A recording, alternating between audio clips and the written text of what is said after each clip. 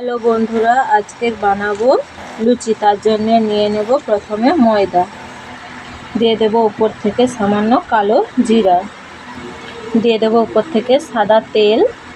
আপনারা চাইলে এখানে ঘিও দিতে পারেন। আমি এখানে সাদা তেল আর ঘি দিয়ে দেব। ওপর থেকে দিয়ে দেব লেবুর রস। বন্ধুরা, কালো জিরা আর লেবুর রস দিলে লুচিটা খেতে খুবই ভালো লাগে। দিয়ে দেব সামান্য পরিমাণ লবণ আর দিয়ে দেব সামান্য পরিমাণ চিনি। ময়দাটাকে ভালো করে ময়াম নিয়ে নেব। দেখুন বন্ধুরা, ময়দাটা কত সুন্দর ময়াম হয়ে গেছে।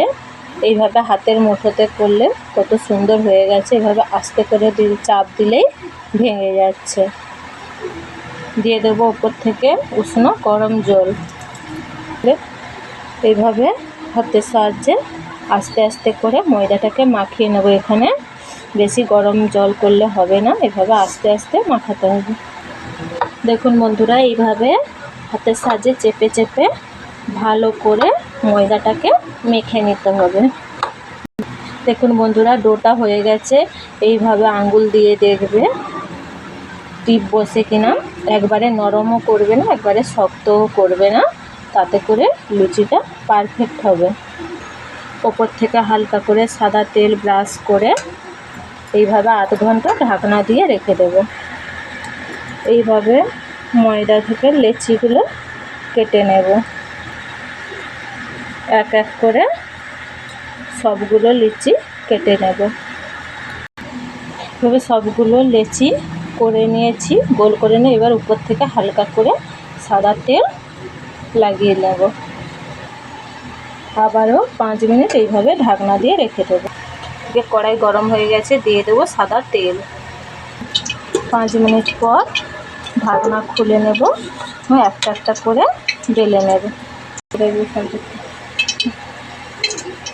এইভাবে চাপ দিয়ে দিয়ে বেলে নিতে হবে। এইভাবে এক এক করে বেলে নেব। তেল গরম হয়ে গেছে, এবার লুচি দিয়ে দেব। দেখুন বন্ধুরা, লুচিটা কত সুন্দর ফুলে গেছে। দেখুন লুচিটা হয়ে গেছে, এবার তুলে নিয়েছি। এইভাবে এক এক করে ভেজে নেব। দেখুন বন্ধুরা, প্রত্যেকটা লুচি কত সুন্দর ফুলেছে। দেখুন বন্ধুরা, পুরো ফুটবলের মতন ফুলে গেছে।